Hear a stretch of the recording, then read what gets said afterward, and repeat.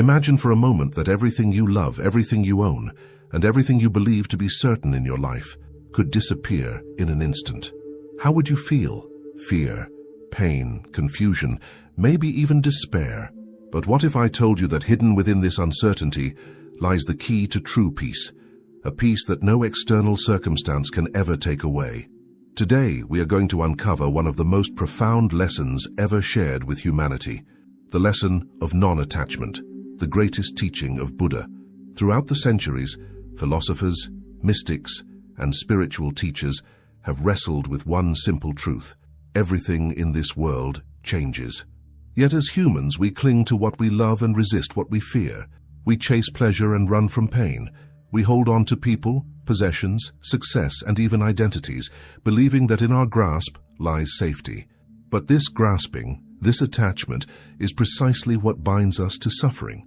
Before we go deeper into this timeless wisdom, take a moment to subscribe to the channel, leave a like, and share this video with someone who might need to hear this message today. The insights we're about to explore can transform not only the way you see life, but also how you experience every moment of it. Stay until the end, because the last revelation we'll discuss is perhaps the most powerful one of all, the one that can free your mind completely from unnecessary suffering. Buddha's teaching on attachment is not about rejecting life or becoming cold and indifferent. It's not about abandoning love or denying pleasure. It's about seeing through the illusion that anything in this world can provide lasting satisfaction. Think about it. Every moment, everything you have is slipping through your fingers.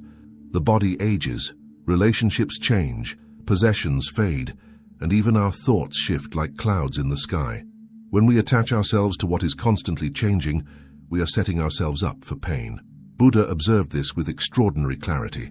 He said that craving and clinging are the roots of dukkha, a word often translated as suffering, but it more accurately means a deep, existential dissatisfaction. This dissatisfaction is what most of us feel without even realizing it. It's that restless feeling that whispers, something is missing. It's what drives us to constantly seek more love, more money, more recognition, more security. But no matter how much we get, the feeling never disappears. Why? Because we are trying to fill an inner void with outer things. Let's reflect for a second. When was the last time you truly felt at peace without wanting anything to be different, without thinking of what you might lose or what you might gain next?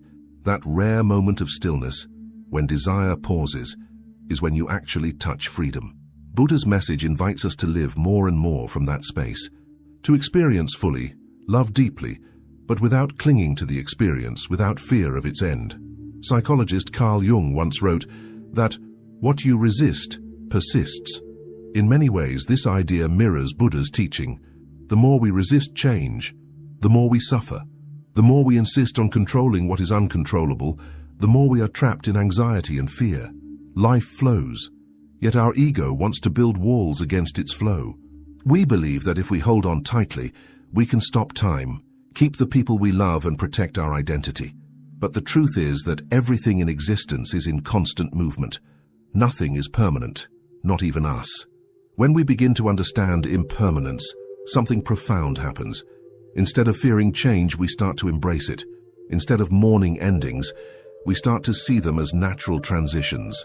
We begin to understand that love does not need to possess, and joy does not need to last forever to be real. The beauty of a flower lies in its fragility. The brilliance of a sunset is in its passing. Likewise, the beauty of life itself is in its transience. Non-attachment, therefore, is not detachment. It is love without chains. It is freedom within engagement. It is being able to enjoy the moment while knowing that it will pass, and being at peace with that. This is the wisdom that allows a person to live in the world fully, without being consumed by it. Consider this question. What if everything you are holding on to, your fears, your ambitions, even your definition of yourself, is what is keeping you from being truly free? Reflect on it for a moment, because as we continue, we will uncover how Buddha's insight into the nature of attachment is not a call to withdraw from life, but an invitation to awaken fully to it, with open eyes and an open heart. And as we move forward, we will explore how this ancient wisdom connects with modern psychology and neuroscience. revealing why letting go may actually be the most powerful thing you can do to heal, grow, and find inner peace. Think about how much of your life is shaped by the constant attempt to hold on, to keep things just as they are.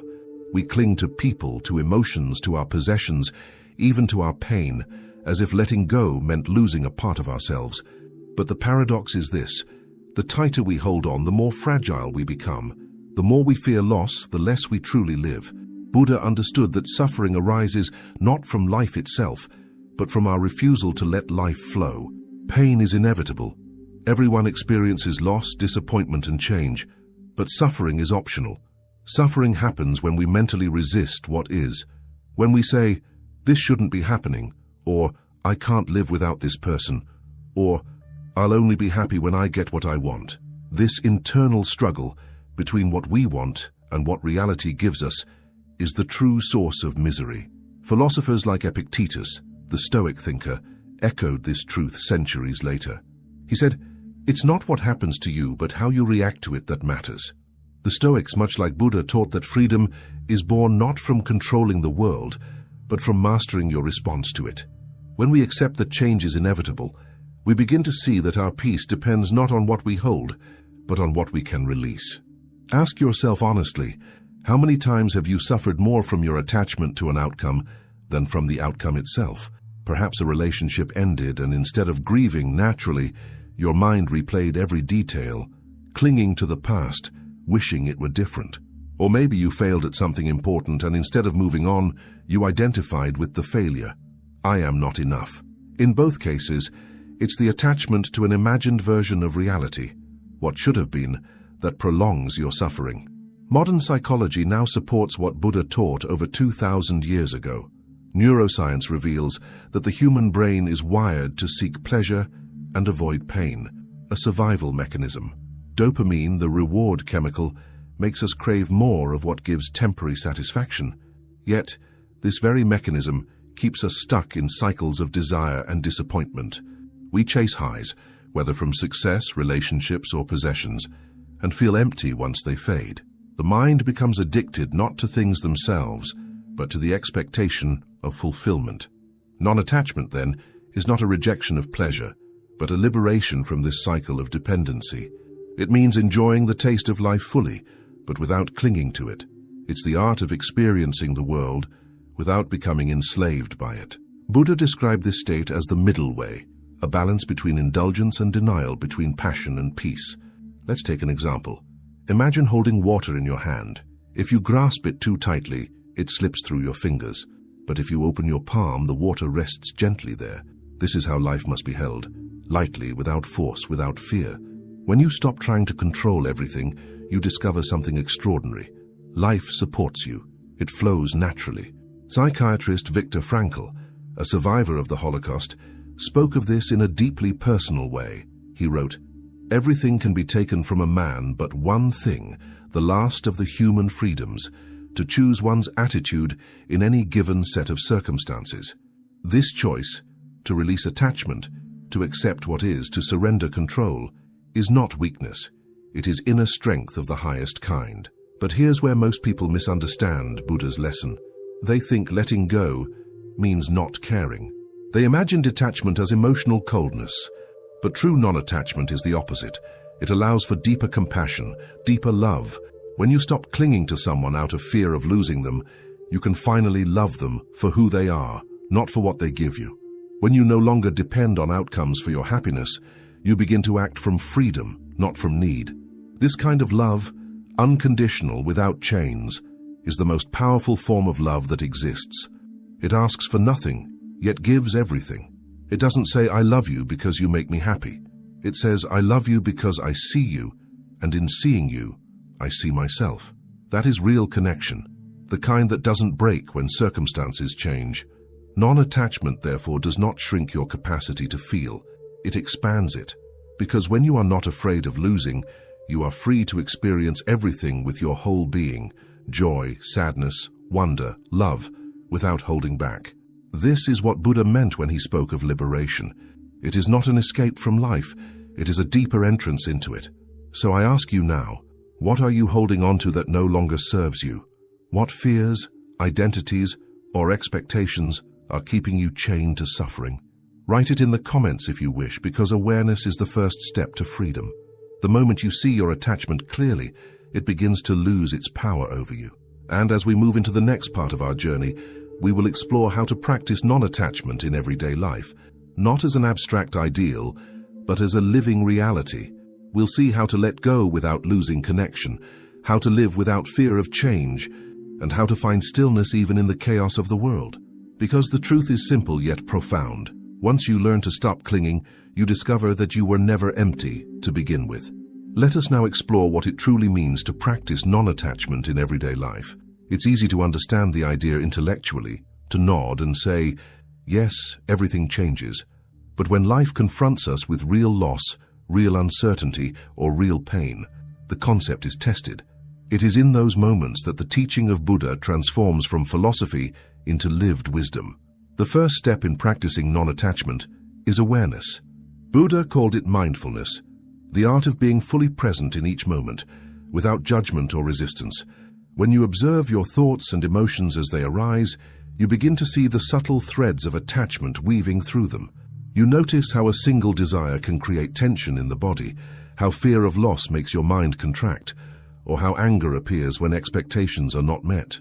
This awareness is not about suppressing emotions, but seeing them clearly for what they are, impermanent movements of the mind. Imagine watching clouds pass across the sky. You don't try to stop them, chase them, or hold on to them. You simply observe. The sky remains unchanged, vast and still. Likewise, when you rest in awareness, you realize that you are not the clouds, your thoughts and emotions. You are the sky itself. You are the space in which all experiences come and go. Modern neuroscience has shown that mindfulness rewires the brain, strengthening regions associated with calmness, compassion, and emotional regulation. This means that Buddha's insight wasn't just spiritual, it was profoundly psychological. By observing without clinging, you weaken the neural patterns of craving and aversion. You train your mind to rest in equanimity, a balanced state of peace amid all conditions. The second step in practicing non-attachment is acceptance. Acceptance doesn't mean resignation or passivity. It means embracing reality as it is, without resistance. It's saying, this is what's happening now, without the inner battle to make it something else.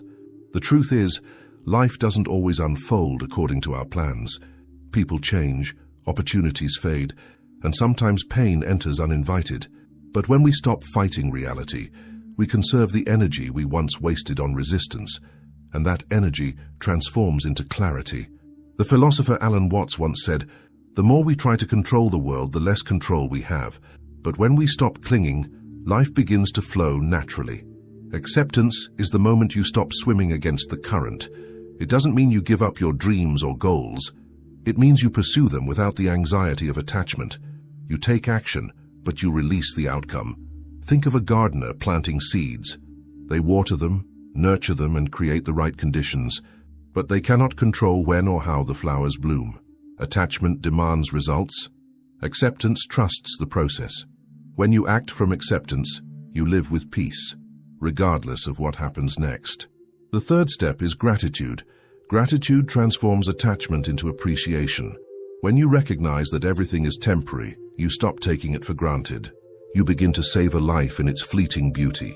The laughter of a friend, the warmth of sunlight, the sound of rain. Instead of grasping, you appreciate. Gratitude invites presence. It teaches you to say, "I am grateful that this exists, even if only for a moment."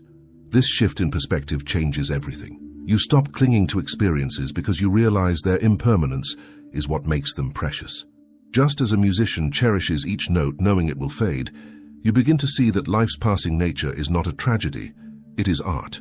The fourth step is detaching from identity. This is perhaps the most challenging, yet the most liberating. We often define ourselves by our roles, our achievements, our opinions, our possessions. We say, "I am this," or "I am that." But beneath all these labels, there is something unchanging, awareness itself. Buddha called this realization anatta, the understanding of no fixed self. This does not mean that you cease to exist. It means you recognize that your true essence is not the temporary story you tell yourself, but the consciousness witnessing it. When you stop identifying with the story, you stop fearing its end. You become free. Psychologist Eckhart Tolle echoes this teaching in modern language when he says, "The more you make your thoughts and emotions your identity, the more you suffer." Detaching from identity doesn't make you less human, it makes you more whole. You can still play your roles in life, parent, partner, professional, but you play them consciously, without losing yourself in them. This is the quiet power of non-attachment. It doesn't take away your passion, it removes your dependence. It allows you to give fully, love deeply, and live courageously, because you are no longer ruled by fear. So the next time you face a situation that triggers anxiety or resistance, pause, breathe deeply. Ask yourself, what am I clinging to right now? What fear lies beneath this? That moment of self-inquiry is the door to freedom, and here is something beautiful to remember. You don't have to force yourself to let go. True letting go happens naturally when you see the futility of holding on. The flower doesn't cling to its petals, they fall when it's time. In the same way, when understanding blossoms, attachment withers. In our final part, we'll explore the ultimate realization behind this teaching, the kind of freedom Buddha called nirvana. It's not a mystical destination, but a shift in consciousness that anyone can experience here and now. We'll uncover how this freedom changes not only the way you live, but the way you see life itself, and how embracing impermanence can lead you to the deepest peace imaginable. What does true freedom look like? Not the kind of freedom that depends on circumstances, but a freedom that remains unshaken, even when the world falls apart. This is what Buddha called nirvana, the extinguishing of the fires of craving, aversion, and ignorance. It is not a place to reach, but a state of being that arises when we are no longer enslaved by attachment. It is the realization that peace has always been here, hidden beneath the noise of our wanting. To understand this, imagine the ocean. When a storm rages, the surface becomes wild and chaotic, but deep beneath the waves, the ocean remains calm, vast, and still. That stillness is your true nature. The storms of life, your fears, desires, disappointments, are temporary. They come and go, but the depth of who you are remains untouched. To awaken to that stillness is to find what every human being has been searching for since the beginning of time, a peace that does not depend on anything. Buddha taught that all suffering comes from ignorance, the ignorance of who we really are. We believe we are separate, fragile beings who must cling to things to survive. But in truth, we are part of a vast, interconnected flow of existence. Everything is changing, yes, but nothing is truly lost. When a wave crashes back into the sea, does it die or does it return to its source? When we let go of attachment, we rediscover this truth. We are the ocean, not the wave. This understanding transforms how we live. When you realize that nothing can truly be lost, your fear dissolves. You begin to see that even endings are beginnings in disguise. The loss of a job may lead you to your true purpose. The end of a relationship may open the path to self-love. Even death itself, when seen through awakened eyes, is not the enemy. It is a continuation of the eternal dance of change. Everything belongs. Everything has its time. Philosopher Alan Watts once said, "The meaning of life is just to be alive. It is so plain and so obvious, and yet everybody rushes around in a great panic as if it were necessary to achieve something beyond themselves." Buddha's wisdom echoes in these words. To be free from attachment is to finally live without fear of missing out, without the endless chase for more. You realize that this very moment, as it is complete. You no longer need to reach for peace. You are peace. But how do we live this truth in the midst of everyday chaos? Buddha didn't ask us to escape the world.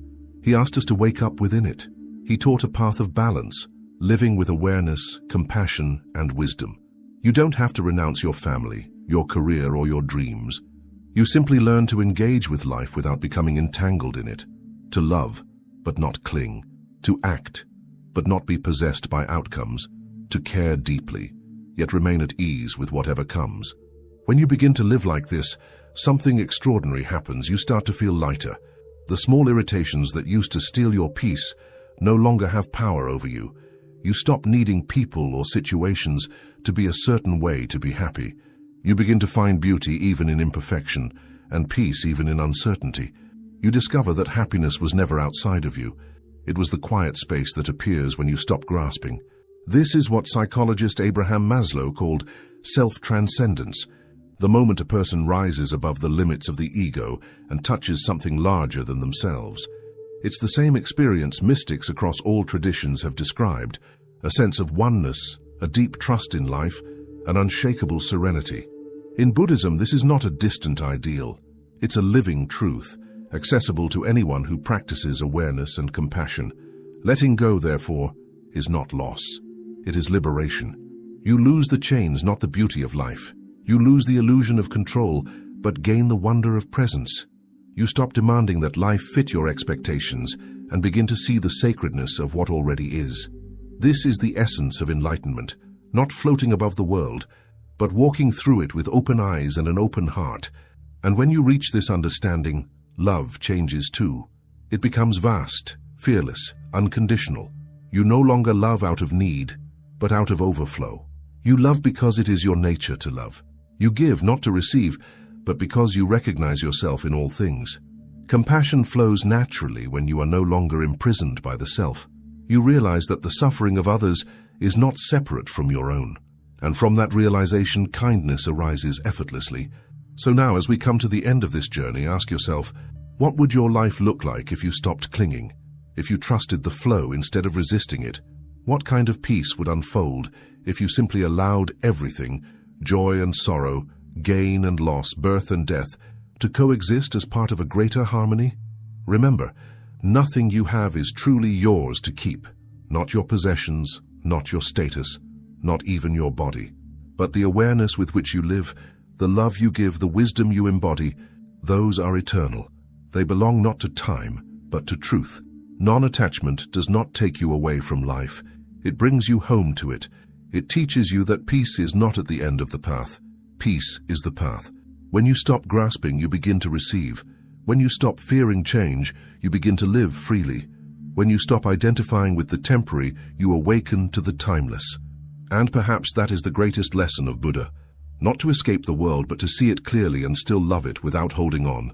So, if this message has touched something in you, take a deep breath, close your eyes, and let go, just a little. Let go of one thought, one fear, one expectation. Feel the quiet space that remains. That space is you, vast, unbound, and free. Thank you for watching. If this message resonated with you, subscribe to the channel, leave a like, and share this video with someone who needs to remember that freedom begins when we stop clinging. Because when we learn not to get attached to anything, we don't lose life, we finally find it. Thanks for looking.